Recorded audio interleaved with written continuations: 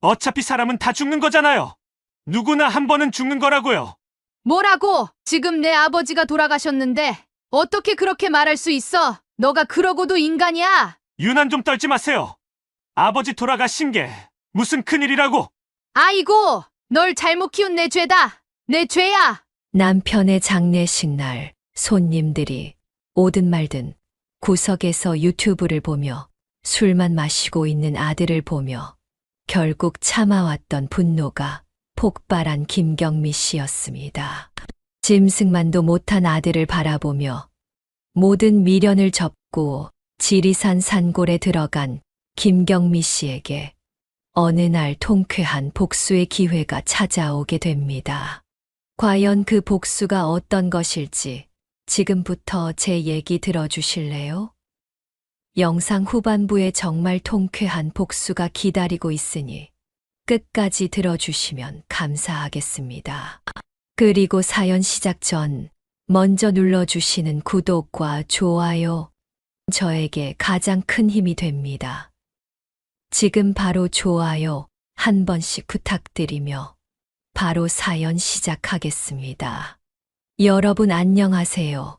제 이름은 김경미입니다.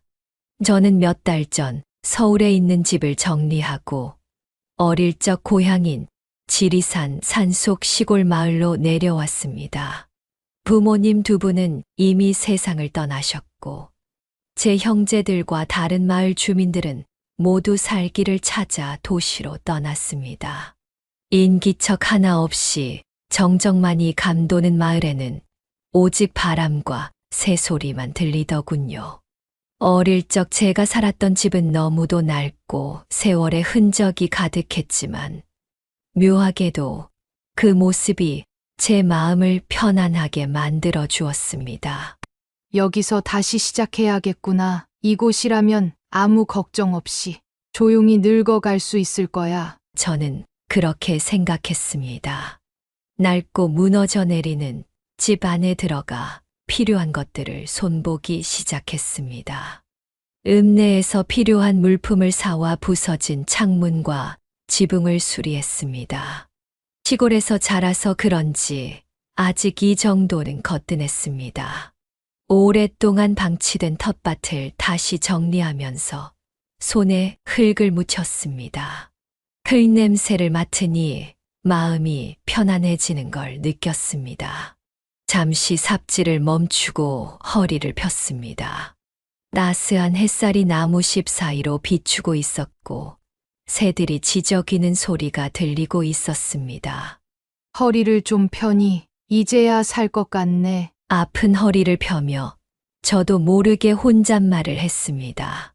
그런데 바로 그때 누군가 멀리서 저를 부르는 소리가 들렸습니다. 아니 엄마! 대체 이 산속에서 뭐 하시는 거예요? 돌아보니 그곳엔 아들 주엽이가 서 있었습니다. 아들 주엽이의 목소리는 크게 떨리고 있었습니다. 저는 아들을 바라보며 오히려 아무렇지 않은 척 담담히 대답했습니다. 엄마는 앞으로 어릴 적 살았던 이곳에서 조용히 늙어갈 거야. 여기까지 왜 찾아왔니? 아들은 제 말을 듣자 곧장 얼굴을 일그러뜨렸습니다. 집이고 공장이고 다 팔아버리셨다면서요. 그 돈은요? 그 많은 돈은 대체 어디다 쓰셨어요? 저는 한숨을 내쉬며 대답했습니다.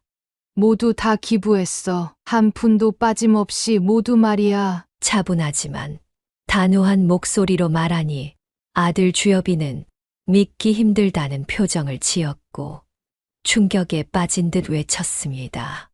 아니 저한테는요. 저한테는 아무것도 안 주시겠다는 말씀이세요? 제가 남보다 못한 사람인가요? 얼굴도 모르는 남한테는 전 재산을 기부하시면서 저는요. 정신 차리세요. 저는 엄마 아들이라고요.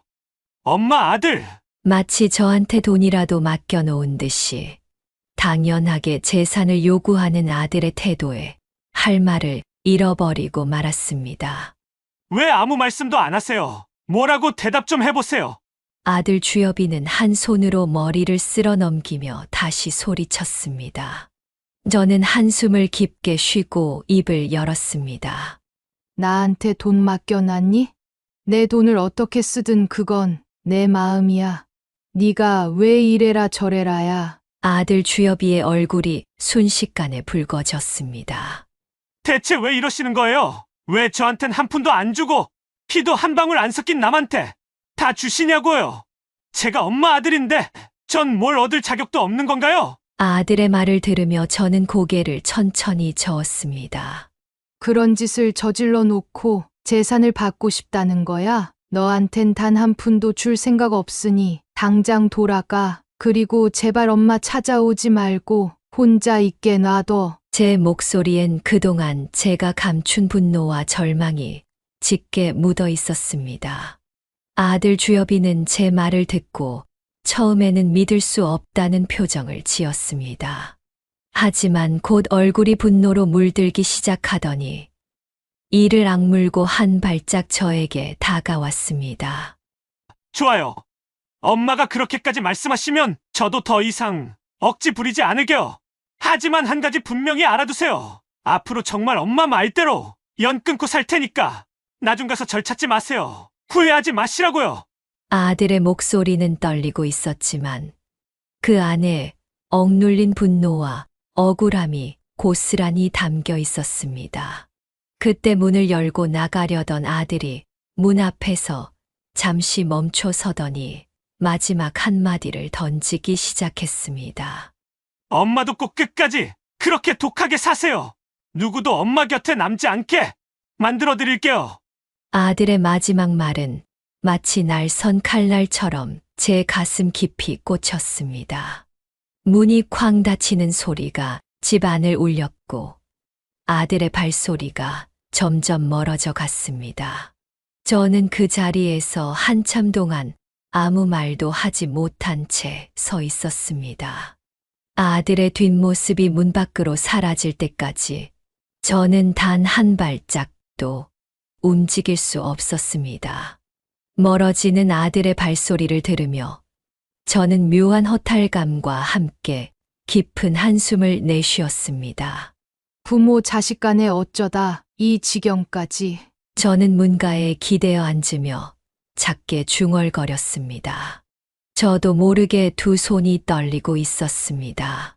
제 손끝의 감도는 그 떨림은 분노인지 슬픔인지 아니면 무력감인지조차 분간할 수 없었습니다. 하지만 그 안에는 모든 감정이 뒤섞여 있다는 걸 어렴풋이 느낄 수 있었습니다. 그리고 저는 스스로에게 묻기 시작했습니다. 대체 어디서부터 잘못된 걸까? 조금 전 제게 악담을 퍼붓고 나간 사람은 바로 제 아들입니다. 모든 것을 주고 싶었던, 그리고 줄 수 있어서 행복했던 제 유일한 자식이었습니다.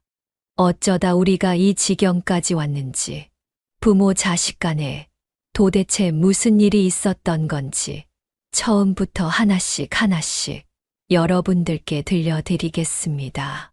제가 서울집을 정리하고 돌아온 이곳, 지리산의 작은 시골 마을은 지긋지긋하게 가난했던 저의 유년 시절이 시작된 곳입니다. 어떻게든 이 지긋지긋한 가난으로부터 탈출해야 돼. 꼭 그러고야 말겠어. 이 말은 어릴 적 제가 스스로에게 수없이 되뇌었던 좌우명이었습니다. 비가 새던 집과 일하다 굳은 살 투성이가 된 부모님의 손, 찬 바람에 얇은 담요를 덮고 겨우 잠들었던 겨울밤.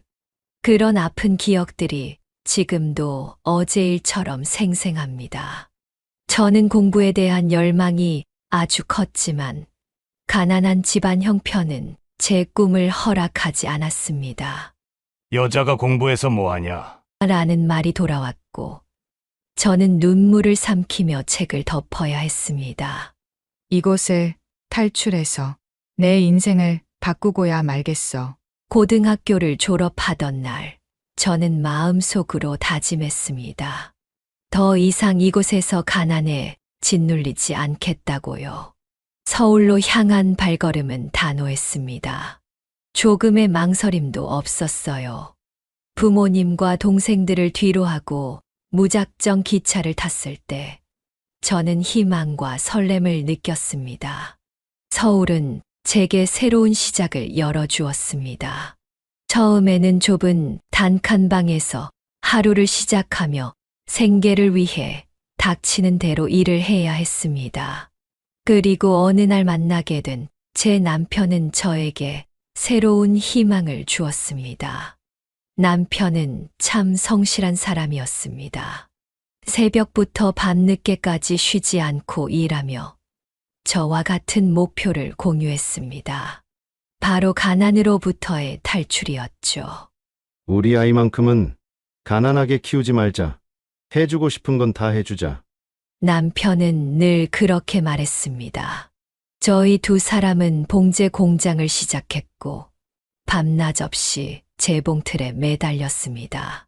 손 마디마디에 굳은 살이 박히고 기계 소음에 귀가 멍해질 정도로 힘들었지만 그 모든 고생을 견딜 수 있었던 건 바로 우리 아들 주엽기가 있기 때문이었습니다. 아들 주엽이는 저와 남편의 유일한 희망이었습니다. 아들을 보며 저와 남편은 우리 아들만큼은 우리처럼 가난하게, 힘들게 살게 만들지 않을 거야. 라고 수없이 다짐했습니다. 시간이 지나며 저희 봉제 공장은 업계에서 점점 입소문을 타며 안정적인 수익을 내기 시작했습니다. 인터넷 쇼핑몰들이 유행하며 저희는 눈코 뜰 새 없이 바빠졌습니다.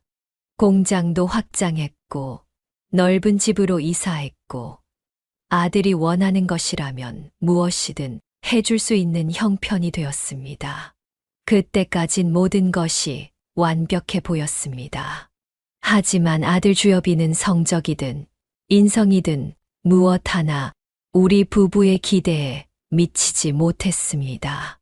아들 주엽이의 학업 성적은 항상 하위권을 벗어나지 않았습니다. 다음엔 더 잘할게요.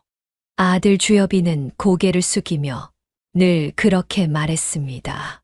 하지만 그 말이 행동으로 이어지는 일은 없었습니다. 늘 저희 남편은 아들의 그런 태도가 못마땅했습니다. 넌 내가 얼마나 운이 좋은 줄 알아야 돼. 아빠는 공부하고 싶어도 가난해서 할 수가 없었어.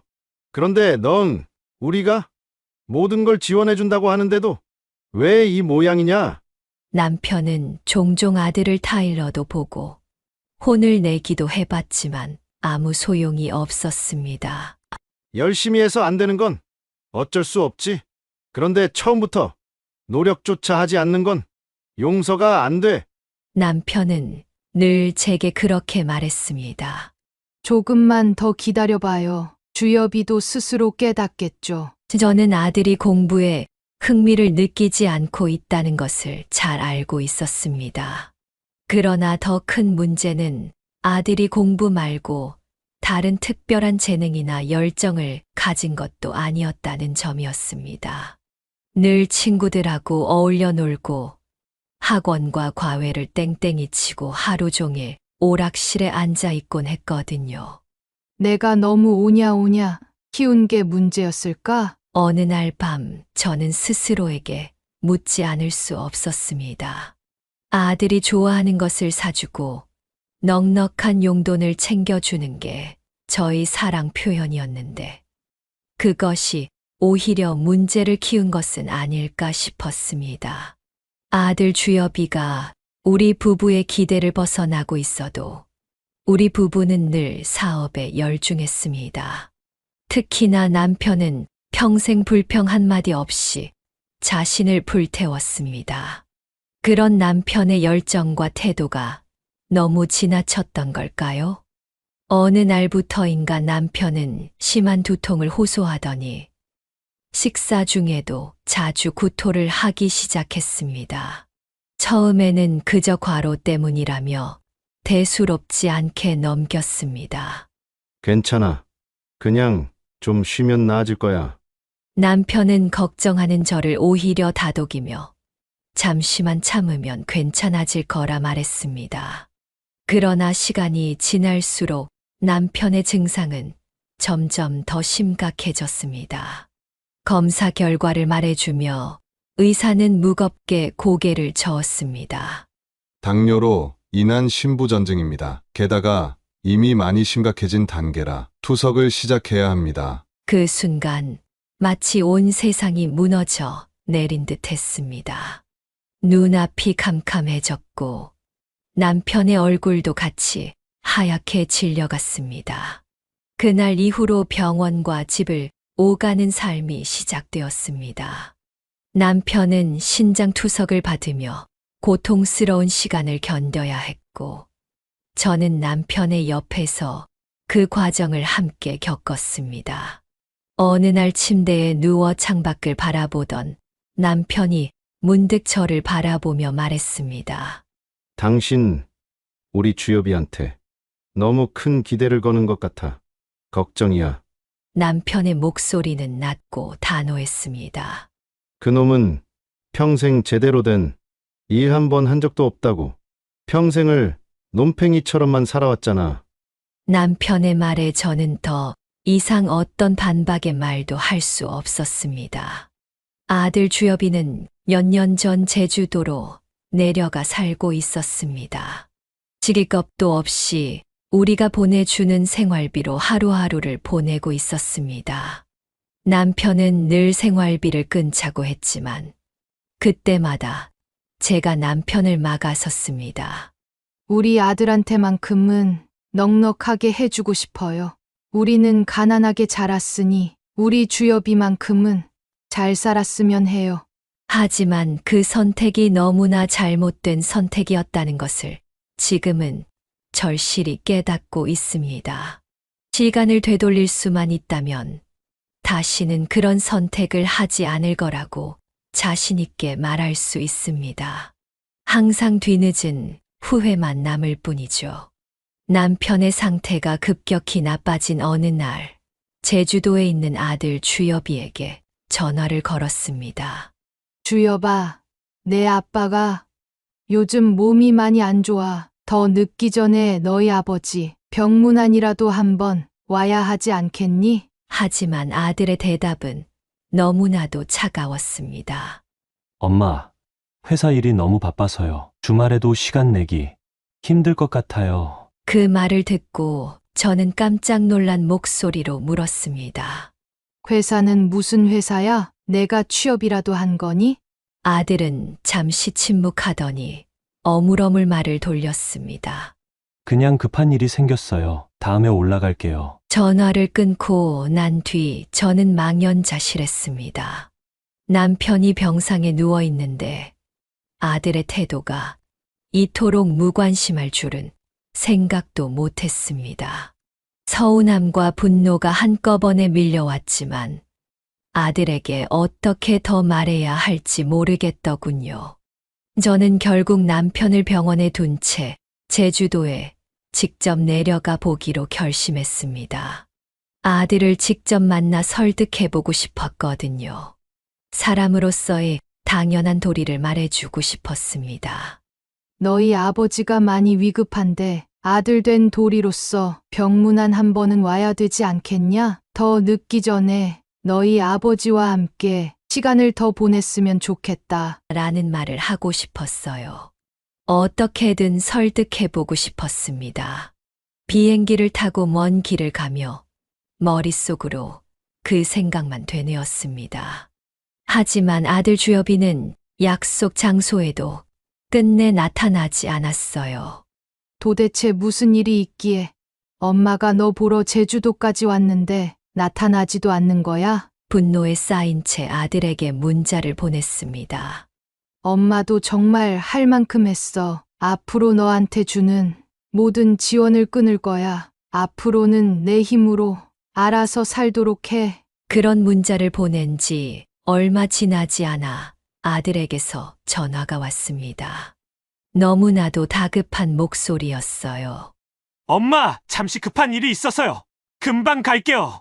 조금만 기다려주세요. 아들의 목소리가 휴대폰 너머로 들려왔습니다. 그런데 그 말이 제 귀에는 변명으로밖에 들리지 않았습니다. 뭐가 그렇게 급한 일이 있길래 제주도까지 온 엄마를 신경도 안 쓰는 거야? 당황이라도 한 듯 휴대폰에서 아들의 숨소리가 잠시 멈췄습니다. 그러나 여전히 상황을 모면하려는 듯 둘러대기 시작했습니다. 정말로 급한 일이에요, 엄마!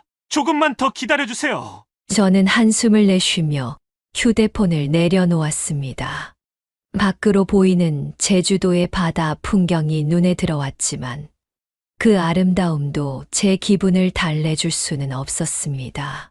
제 아들은 제가 이곳까지 온 이유를 정말로 이해조차 하지 못했던 걸까요? 조금 뒤 아들이 부랴부랴 뛰어왔습니다. 땀에 젖은 얼굴과 숨이 가쁜 목소리로 아들은 변명을 이어갔습니다.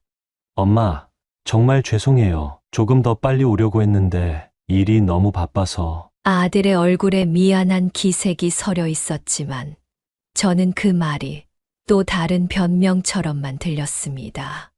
너 정말 이렇게까지 엄마를 무시하는 거야? 너희 아버지가 병상에 누워 있으면서 얼마나 애타게 내 얼굴을 기다렸는지는 아니? 아들은 고개를 떨구며 아무 말도 하지 못했습니다.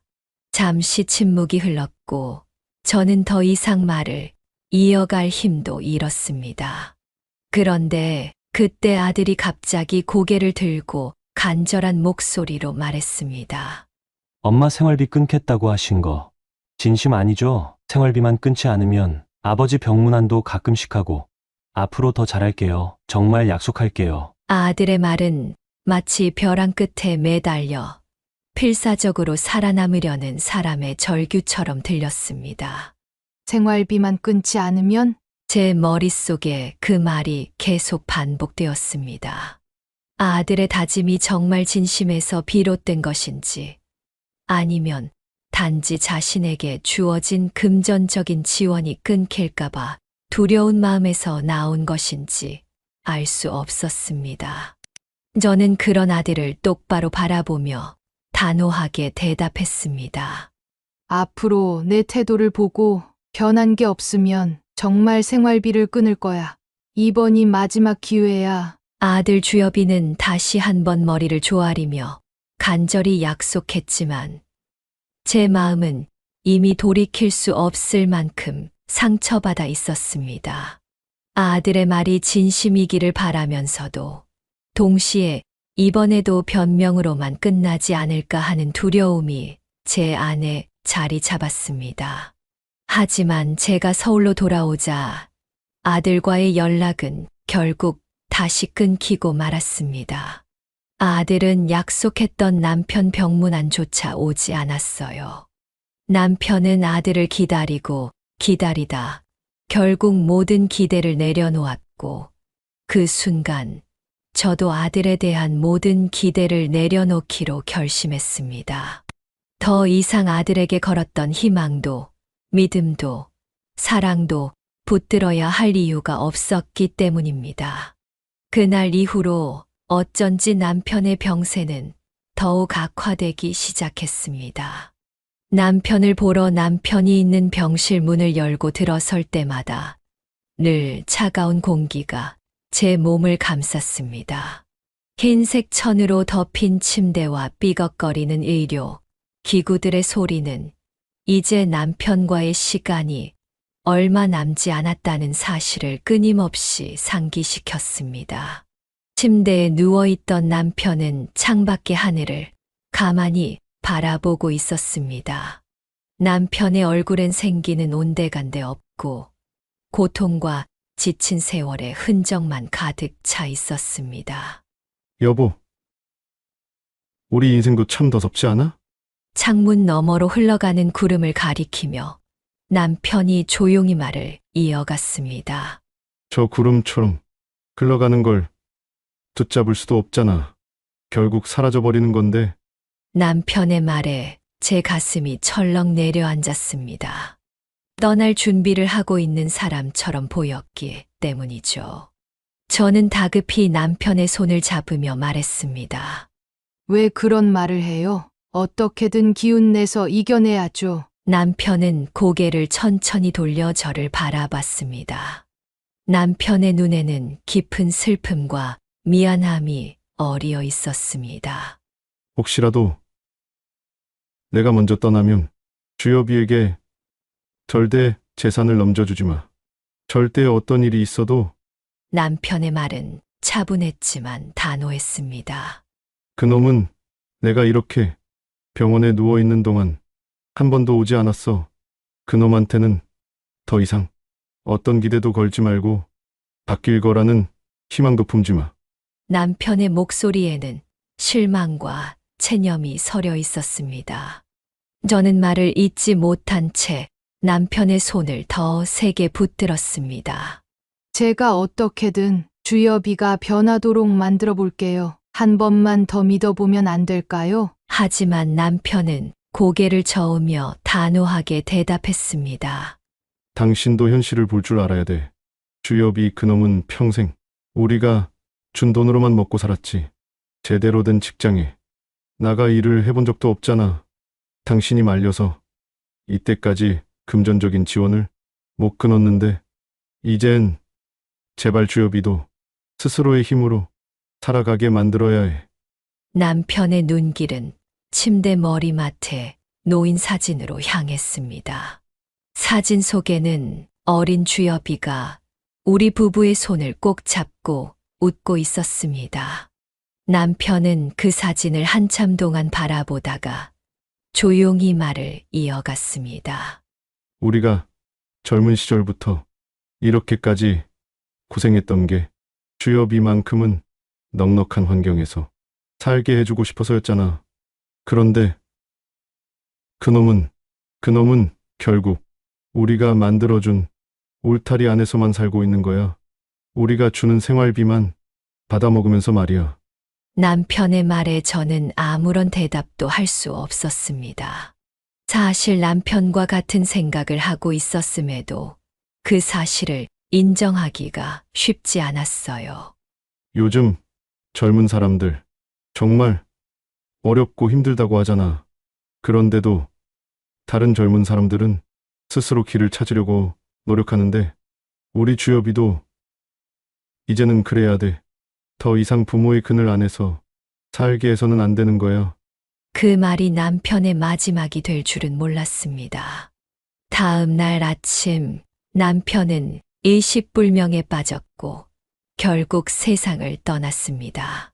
남편의 손이 점점 차가워지는 것을 느끼며 저는 숨이 막힐 것 같은 공허함에 휩싸였습니다. 눈물은 멈출 줄 몰랐고 숨조차 제대로 쉴 수 없을 만큼 가슴이 먹먹해졌습니다. 남편의 장례식 첫날, 남편의 영정사진이 놓인 자리 앞에서 저는 남편과의 마지막 시간을 떠올리며 가슴이 먹먹해졌습니다. 눈물은 멈출 줄 몰랐고 울음을 참기 위해 손수건을 입에 가져가곤 했습니다. 하지만 더 견디기 힘든 것은 바로 아들 주여비의 부재였습니다. 저는 남편의 죽음을 곧장 주여비에게 알렸습니다. 주여봐, 내 아버지가 조금 전에 세상을 떠났어. 지금 당장 여기로 와야 해. 지금 당장. 떨리는 목소리로 통화했을 때 아들은 잠시 침묵하다가 건조하게 대답했습니다. 알겠어요. 시간 맞춰 갈게요. 그 짧은 대답이 얼마나 무심하게 느껴졌는지 저는 통화를 끊자마자 눈물이 터지고 말았습니다. 저는 장례식장 문이 열릴 때마다 아들이 들어오는 모습을 기대했지만 결국 아들은 나타나지 않았습니다. 손님들이 돌아가고 남은 빈 장례식장에서 저는 홀로 앉아 흐느꼈습니다. 어디서 뭘 하고 있는 거야? 주여봐. 눈물을 닦으며 혼잣말로 속삭였고 마음속엔 분노와 서운함이 치밀어 올랐습니다. 둘째 날 아침 마침내 아들이 도착했습니다. 저는 아들을 보자마자 억눌렀던 감정이 터지고 말았습니다. 너희 아버지가 돌아가셨는데 어디서 뭘 하다 이제야 오는 거야? 제 목소리가 장례식장에 울려 퍼졌습니다. 아들은 고개를 숙인 채 작게 중얼거렸습니다. 저도 일이 있어서 최대한 빨리 온 거예요. 그 말은 제 분노를 더욱 자극했습니다. 무슨 일이길래 내 아버지가 돌아가셨는데도 이렇게 늦는다는 거야? 도대체 무슨 일이 있었길래? 장례식장에 있던 모든 사람들이 고개를 돌려 저희를 바라봤습니다. 아들은 주위를 둘러보더니 눈살을 찌푸리며 대답했습니다. 사람들이 다 쳐다보잖아요. 쪽팔리게 왜 이러세요? 그 말은 제 마음을 더욱 갈갈이 찢어 놓았습니다. 부끄러운지 알기는 하는 거니? 내 아버지가 돌아가셨는데 넌 어떻게 그렇게 아무렇지 않을 수 있어? 너가 그러고도 우리 자식이야? 아들은 어깨를 으쓱하며 대답했습니다. 알겠다고요. 그만하세요. 지금부터 잘하면 되잖아요. 하지만 이어진 아들의 태도와 행동은 저를 더욱 놀라게 만들었습니다. 장례식장 한쪽 구석에 앉아 휴대폰으로 유튜브를 틀어놓고 하루 종일 술만 마시고 있더군요. 손님들이 찾아와도 손님을 맞이하기는커녕 제 자리에 앉아 고개만 끄덕거리곤 다시 술잔을 들었습니다. 그 모습을 본 조문객들이 수군거리기 시작했습니다. 부모가 죽었는데 아들이 저러고 있으면 어떡하냐. 자기 아버지가 죽었는데 저렇게 무심하다니. 저는 너무 부끄러워 고개를 들 수가 없었습니다. 주변의 수많은 시선들이 저를 짓누르는 듯 했습니다. 머릿속이 하얘지면서 동시에 뜨거운 무언가가 속에서 치밀어 올랐습니다. 어떻게 이럴 수가 있지? 자신의 아버지가 세상을 떠났는데 어떻게 이렇게 행동할 수가 있는 거야? 제 안에서 끝없이 분노가 솟구쳤습니다. 그런데도 아들은 여전히 아무렇지 않게 앉아 있었습니다. 술잔을 비우고 유튜브 화면을 내려다보며 마치 세상과 단절된 사람처럼 행동하고 있었습니다. 아들의 어깨는 축 늘어져 있었고 입가에는 무심한 웃음기까지 흘렀습니다. 그 순간 온몸이 떨리며 가슴 속에서 무언가 폭발할 듯한 기분이 들었습니다. 더 이상 참을 수 없었습니다. 저를 향한 조문객들의 수군거림과 그들의 눈빛이 쏟아지는데 그냥 앉아 있을 수는 없었습니다. 주여봐, 제발 손님들이 오시면 일어나서 인사라도 좀 드려. 내가 이렇게 행동하면 사람들이 뭐라고 생각하겠니? 그러나 아들은 그저 무심하게 술잔을 내려놓으며 고개를 끄덕일 뿐이었습니다. 알겠어요. 그 대답은 저를 더더욱 자극했습니다. 도대체 너희 아버지 장례식장에서 뭘 하고 있는 거야? 제 목소리가 떨리며 더 높아졌습니다. 그러자 아들이 갑자기 유리잔을 내려놓고 비웃듯 말했습니다. 어차피 사람은 다 죽는 거잖아요. 모두 한 번씩은 다 죽게 되어 있는 거라고요. 그 말이 제 귀에 닿는 순간 머릿속이 하얘지면서 동시에 눈앞이 새빨갛게 변했습니다. 제 분노가 한계를 넘은 겁니다. 저는 결국 아들의 멱살을 잡고 말았습니다. 내가 지금 무슨 말을 하는지 알아? 내 아버지가 널 위해 어떻게 살아왔는데, 그런데 내가 어떻게 그런 말을 할 수 있어? 제 목소리는 울음 섞인 분노로 가득 찼습니다. 하지만 아들은 멱살을 잡힌 채로도 여전히 무심한 태도로 말했습니다. 엄마, 왜 이러는 거예요? 사람들이 쳐다보잖아요. 쪽팔리게 왜 이러냐고요? 아들의 말은 불에 기름을 붓는 듯 했습니다. 쪽팔려? 내가 쪽팔려야 할 건 내가 지금 너희 아버지 장례식장에서 보여주고 있는 너의 행동이야. 너 정말 내 아버지가 이 모습을 보면 무슨 생각을 하겠니? 제 말이 끝나기도 전에 조문객들이 우르르 몰려와 저희를 뜯어 말렸습니다. 진정하세요, 어머님. 이러시면 안 돼요. 아드님도 지금 힘드실 텐데 서로 조금만 참으세요. 조문객들은 저와 아들 사이를 떼어놓으며 다급히 상황을 정리하려 했습니다. 그러나 제 아내 울분은 쉽게 가라앉지 않았습니다. 조문객들의 손에 떼어지면서도 저는 아들을 향해 떨리는 목소리로 말했습니다. 주여봐, 제발 내 아버지를 위해 단 한 번이라도 제대로 된 모습을 보여줄 수는 없는 거니? 그러나 아들은 고개를 획 돌려버렸습니다. 마치 제 말이 더 이상 들리지 않는다는 듯 술잔을 집어 다시 한 모금 마시려는 모습에 저는 참을 수 없이 한숨을 내쉬며 자리에 주저앉았습니다. 그 순간 주위의 모든 소리가 멀게만 느껴졌습니다. 조문객들의 말리는 손길과 그들의 수군거림마저도 이제는 무의미해 보였습니다. 내가 도대체 뭘 잘못했길래 내 아들이 이렇게까지 무심하고 차가운 사람이 되어버린 걸까? 제 가슴 속에서 쏟아지던 질문은 답을 찾지 못한 채 그저 공허함으로 남았습니다. 그날 밤 저는 홀로 빈 장례식장을 정리하며 남편의 영정 앞에 섰습니다. 영정 사진 속 남편의 미소를 바라보며 저는 눈물을 터뜨렸습니다.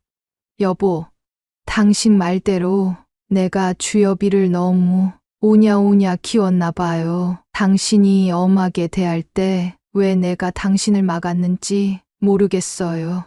내가 이렇게 만든 거예요. 내가 우리 아들을 이렇게 만든 거예요. 저는 끝내 참지 못하고 눈물을 흐느꼈습니다. 그러나 제가 그렇게 울고 있을 때도 아들은 술에 취해 바닥에 널브러져 있었습니다.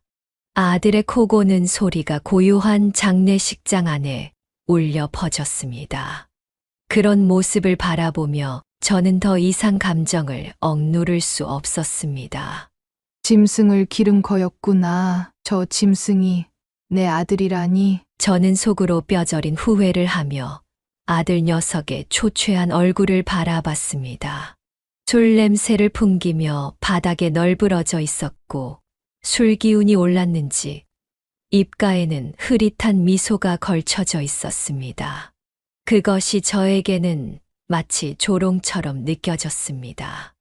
너는 그날 밤 한숨도 자지 못한 채 짐승과도 같은 아들의 모습을 지켜보다가 결국 새벽을 맞이했고 장례식이 끝난 뒤 제 마음에는 씻을 수 없는 상처가 깊이 새겨졌습니다. 남편의 장례식이 끝나고 저는 더 이상 서울에 머물 이유를 찾을 수 없었습니다. 그곳에 남은 것은 남편의 빈자리와 아들의 무책임함이 남긴 상처뿐이었거든요. 이제 모든 걸 내려놓고 살자. 저는 결심했습니다. 남편과 함께했던 추억이 담긴 서울 집과 봉제 공장을 정리하고 어릴 적 고향인 지리산 깊은 산속으로 떠날 준비를 했습니다. 제 어릴 적 고향 지리산 산골 마을에 도착하니 어릴 적 살던 고향집은 한눈에도 세월의 무게를 고스란히 담고 있는 듯 금방 무너져 내릴 것처럼 보였습니다. 나무 바닥에는 먼지가 두텁게 쌓여 있었고 벽 틈새마다 바람이 스며들 듯 벌어져 있었습니다. 문짝이 삐걱이는 소리는 낡은 집이 여전히 숨 쉬고 있다는 신호처럼 들렸습니다. 하지만 그 허름한 모습 속에서도 이상하게 마음 한구석이 편안해졌습니다. 그래도 이곳은 변하지 않고 나를 기다려 주었구나. 속으로 중얼거리며 집안을 조금씩 정리하기 시작했습니다. 텅 빈 집에 홀로 있으면 차가운 공기와 함께 스며드는 고요함이 오히려 위로처럼 느껴졌습니다. 집 주변의 텃밭을 정리하며 맨손으로 흙을 만졌습니다. 흙의 차가운 온도가 손바닥을 타고 전해질 때마다 머릿속이 비워지고 마음이 가벼워졌습니다. 절간보다 더 깊은 고요함은 이상하게도 내면의 불안을 감싸 안아주는 것 같았습니다. 새벽마다 산 안개가 내려앉은 마을을 바라보며 이곳에서만 들리는 새소리와 바람 소리에 귀를 기울였습니다. 이렇게 조용히 늙어가도 괜찮겠지. 가슴 속에 얹혔던 무언가가 조금씩 내려앉는 듯한 순간들이 이어졌습니다. 나뭇가지 사이로 드리운 햇살 아래에서 깊이 숨을 들이마셨습니다. 시간이 멈춘 것처럼 느껴지는 풍경 속에서 비로소 세상으로부터 벗어나 제 자신으로 돌아온 기분이 들었습니다. 하지만 몇 주 뒤 그런 고요함을 산산조각내는 일이 생기고야 말았습니다. 엄마, 대체 여기서 뭐 하시는 거예요? 초췌한 얼굴의 아들이 서 있었습니다. 아들의 눈빛에는 불안과 분노가 섞여 있었습니다. 대문 앞에 선 아들은 잔뜩 헝클어진 머리와 초췌한 얼굴로 숨을 헐떡이며 저를 노려보고 있었습니다. 아들의 눈빛은 어딘가 흔들리고 있었지만 목소리만큼은 거침없이 날카로웠습니다. 저는 문 앞에 우뚝 선 아들을 차분히 바라보았습니다. 심호흡을 하고 나서 조용히 대답했습니다. 엄마는 이제 여기서 조용히 살다가 가려고 한다. 여기까지 왜 찾아왔니? 하지만 제 말이 끝나기도 전에 아들은 거칠게 고개를 저으며 외쳤습니다. 며칠 전에 등기부 등본을 다 떼봤어요. 집이랑 공장 모두 팔아버리셨더군요. 그 돈은요? 그 많은 돈은 대체 어떻게 하셨어요? 모두 기부했어. 엄마가 죽기 전까지 쓸 돈 조금만 남기고 나머지는 모두 기부했단다. 그 말을 듣는 순간 아들의 얼굴이 순식간에 일그러졌습니다. 눈가가 붉어지더니 주먹을 불끈 쥐고 소리를 지르더군요. 기부요? 그 많은 돈을 전부요? 왜 얼굴도 모르는 생판 남한테 그 많은 돈을 다 주신 거예요? 저는 엄마 아들이라고요. 제가 남보다 못한 존재인가요? 아들의 목소리는 절규처럼 터져 나왔습니다. 아들은 말이 끝나기가 무섭게 제게 한 발짝 다가서더니 한 손으로 저를 가리키며 목소리를 높였습니다. 어떻게 전 재산을 모르는 사람들한테 다 주고 저한테는 한 푼도 안 남겨요? 저는 엄마 아들인데 왜 저만 빼놓고 남들부터 챙기시는 거냐고요? 넌 얼마나 내가 복받은 인생을 살아왔는지 모르는구나. 얼마나 힘들게 사는 사람들이 많은지 모르지? 엄마는 그런 힘든 사람들을 위해 전 재산을 기부하기로 마음먹었어. 제 말에 아들의 눈은 불타오르듯 이글거렸습니다. 아들의 목소리는 떨렸고 억울함과 분노로 가득 찼습니다. 저는 안 힘들었는 줄 아세요? 엄마랑 아빠가 저한테 공부하라고 강요했던 거 기억 안 나세요? 어릴 때부터 얼마나 스트레스를 받았는지 아시냐고요? 아들의 말을 들으면서도 저는 눈빛을 피하지 않았습니다. 그래, 너희 아빠가 공부로 널 몰아붙였던 건 사실이야. 하지만 그렇다고 내가 한 번이라도 최선을 다한 적이 있니? 비싼 돈 써서 학원이랑 과외 붙여놓으면 뭐해? 넌 항상 땡땡이 치고 친구들과 어울려 놀기만 했잖아. 살면서 단 한 번이라도 다른 사람들처럼 진심으로 노력했던 적이 있니? 제 말이 끝나자 아들은 눈을 치켜뜨며 저를 응시했습니다. 하지만 더 이상 반박할 말이 없는지 침묵에 빠진 채 어깨가 미세하게 떨리고 있었습니다. 그 모습이 흔들리는 촛불처럼 위태로워 보였지만 저는 일부러 시선을 피했습니다. 그런데 갑자기 아들이 자리에서 벌떡 일어나더니 숨이 가쁜 듯 목소리를 다시 높였습니다. 아니, 그건 그렇다 쳐도 강남에 있던 집이랑 공장 판 돈 진짜 다 기부하신 거예요? 솔직히 못 믿겠어요. 말이 안 되잖아요. 그 많은 돈을요? 제발 솔직히 말씀 좀 해주세요. 저는 천천히 숨을 고르고 일부러 더 차분한 목소리로 대답했습니다. 그래, 다 기부했다니깐 왜 자꾸 똑같은 질문을 반복하니? 아들은 대답 대신 무릎을 꿇기 시작했습니다. 그리고 떨리는 목소리로 말하기 시작했어요. 엄마가 생활비를 끊고 나니까 너무 힘들어요. 막 노동하면서 어떻게든 버티고는 있는데 숨이 턱턱 막힐 때가 많아요. 무릎을 꿇고 간절하게 애원하는 아들의 말에 제 마음이 잠시 흔들릴 뻔했습니다. 아들 손바닥에 박힌 굳은 살이 아들의 고된 시간을 증명이라도 하듯 선명했지요. 그러나 저는 흔들리는 제 마음을 다잡으려 애썼습니다. 다른 사람들도 다들 그렇게 살아가는 거야. 너만 특별히 힘든 게 아니야. 그동안 내가 얼마나 편하게 살아왔는지 드디어 깨달은 거니? 그러자 아들은 억울한 표정으로 고개를 들었습니다. 눈가에 맺힌 눈물은 미처 흐르지도 못한 채 고여 있었습니다. 그래요. 인정해요. 제가 그동안 편하게 살았던 건 사실이에요. 하지만 대학도 못 나왔고 평생 일도 안 했던 제가 이제 와서 할 수 있는 건 막노동밖에 없잖아요. 너무 힘들다고요. 그 말을 들으며 속에서 피가 끓는 것 같았습니다. 제 속을 모조리 뒤집어 놓는 아들의 말에 차가운 웃음이 절로 나왔습니다. 그래. 지금부터라도 막노동을 하든 아르바이트를 하든 내 스스로 내 앞가림을 하렴. 막노동하는 다른 사람들은 뭐니? 그분들도 힘들지만 다 참고 일하는 거야. 엄마랑 아빠는 서울에 빈손으로 올라와서 잠도 제대로 못 자고 한평생 일만 하면서 살아왔단다. 그런데 넌 어떻게 한평생 부모한테 신세만 지려고 하니? 그러자 아들은 손바닥을 제 앞에 내밀었습니다. 저 진짜 열심히 살아볼게요. 보세요.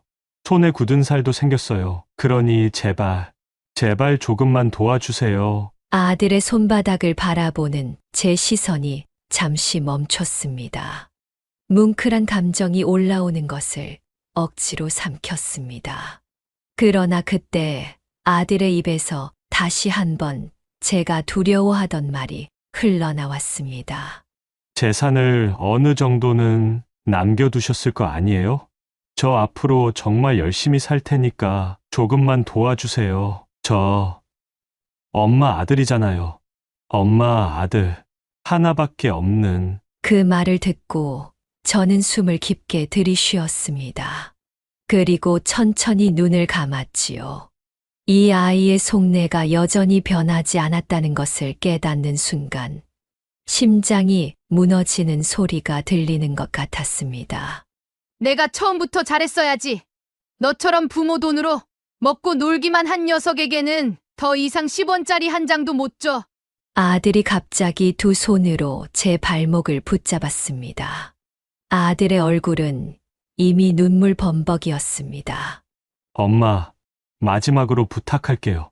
만약 제가 또다시 예전처럼 게으르게 살면 그땐 진짜 어떤 지원도 안 해주셔도 돼요. 제발 이번 한 번만 마지막으로 기회를 주세요. 그리고 엄마한테도 자주 찾아올게요. 지리산에 계셔도 한 달에 한 번은 무조건 찾아오겠습니다. 그러나 저는 단호했습니다. 절대 마음이 약해지지 않았어요. 돈이 필요하니 이제 와서 여기까지 한 달에 한 번씩 찾아오겠다고? 내 아빠가 병원에 누워있을 때 그렇게 찾아오라 해도 단 한 번을 찾아오지 않던 내가 너희 행동들이 우리에게 얼마나 큰 상처를 줬는지 알고나 있는 거야? 아들은 울며 애원했지만 저는 끝내 아들을 밀어냈습니다. 이제 더 이상 너랑 할 말 없으니 돌아가. 그리고 다시는 엄마 찾아오지 마. 아들은 산속을 내려가며 마지막까지 울었습니다. 그러나 저는 돌아보지 않았습니다. 아들이 떠난 뒤 집안은 온통 고요에 잠겼습니다. 마치 모든 소리가 아들의 발걸음을 따라 사라져버린 듯 했습니다. 문을 닫은 뒤에도 아들의 울먹이던 목소리가 귀에 남아 제 마음을 짓누르고 있었습니다. 자리에 앉아보려 했지만 마음이 가라앉지 않아 다시 몸을 일으켰습니다. 밤이 깊어가는데도 잠은 멀기만 했습니다. 결국 집 밖으로 나섰습니다. 차가운 공기가 얼굴에 스치는 순간 잠깐은 머릿속이 맑아지는 것 같았지만 금세 다시 복잡한 생각들이 밀려 들어왔습니다. 무작정 산길을 따라 걸었습니다. 이곳에서 조용히 늙어가고 싶었는데 혼잣말이 어둠 속으로 흩어졌습니다. 몇 발짝을 더 걸었을 뿐인데 다리가 무거워졌습니다. 마치 누군가 제 어깨에 보이지 않는 짐을 얹은 것처럼요. 나는 정말 옳은 선택을 한 걸까? 아들이 진심으로 변하려고 하는데 엄마가 돼서 모른 척을 하는 건 아닐까? 머릿속에서 이 질문이 반복되었습니다. 아들이 눈물로 호소했던 장면이 자꾸만 떠올랐습니다. 그 순간 그 눈물과 간절함이 거짓은 아니었겠지 싶다가도 끝내 아들이 꺼낸 돈 이야기가 제 마음을 찢어 놓은 것도 사실이었습니다. 엄마, 막 노동하다 손에 온통 굳은 살이 생겼어요. 정말 열심히 살게요. 마지막으로 한 번만 도와주세요. 그때 아들의 떨리던 목소리가 생생하게 기억났습니다. 저는 베개를 움켜쥐며 눈을 감아보았지만 그 기억은 더욱 선명해질 뿐이었습니다. 사실 아들에게 모든 돈을 기부했다고 말한 것은 거짓말이었습니다. 그것은 순간적으로 나온 방어막 같은 말이었지요. 절반은 이미 정말 기부했지만 나머지 절반은 아직 제 통장 속에 남아 있습니다. 나머지 절반을 어디에 기부하는 것이 가장 의미 있는지 알아보고 있는 중이었거든요. 아들이 찾아오기 전까지만 해도 제 마음은 굳건했습니다. 이미 기부를 통해 많은 사람들에게 도움을 주었고 남은 돈 역시 같은 뜻으로 쓰고 싶었습니다. 그러나 아들의 눈물을 보고 나니 그 생각이 흔들리기 시작했습니다. 혹시라도 우리 아들이 좋은 방향으로 정말 변한다면 다시 도와주는 게 맞는 걸까? 그 질문이 계속 제 머릿속을 떠돌았습니다. 그러나 동시에 이런 생각도 들었습니다. 혹시 이번에도 변하지 않는다면 이번에도 역시 돈이 급해서 바뀐 척 거짓말을 하는 건 아닐까? 이 두 가지 생각이 계속해서 충돌하며 제 마음을 갈기갈기 찢어 놓고 있습니다. 이런 상황 속에서 저는 제 자신이 너무 한심하게 느껴집니다. 부모라는 이유로 아들의 눈물 몇 방울에 이렇게 쉽게 흔들리는 제 자신이 너무 속상합니다. 이미 아들을 위해 수없이 많은 시간을, 돈을, 노력을 쏟아부었습니다. 그런데도 또다시 아들에게 손을 내밀려 하는 제 자신을 말릴 수 없을 것 같다는 생각에 너무 괴롭습니다. 이 사연을 듣는 여러분들께 제발 부탁드립니다. 제가 정신 차릴 수 있게 저에게 제발 따끔한 한마디를 남겨주세요. 아들의 눈물에 넘어가지 않도록 정신을 단단히 붙잡고 있을 수 있도록 따끔한 한마디 꼭 부탁드립니다. 감사합니다. 지금까지 김경미 씨의 한 맺힌 사연을 끝까지 함께 해주셔서 감사합니다.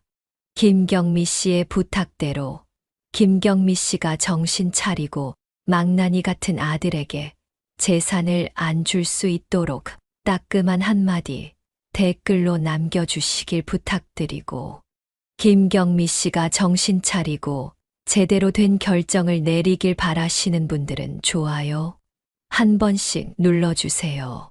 그럼 저는 더 재밌고 흥미진진한 영상으로 다시 여러분들을 찾아뵙겠습니다. 감사합니다.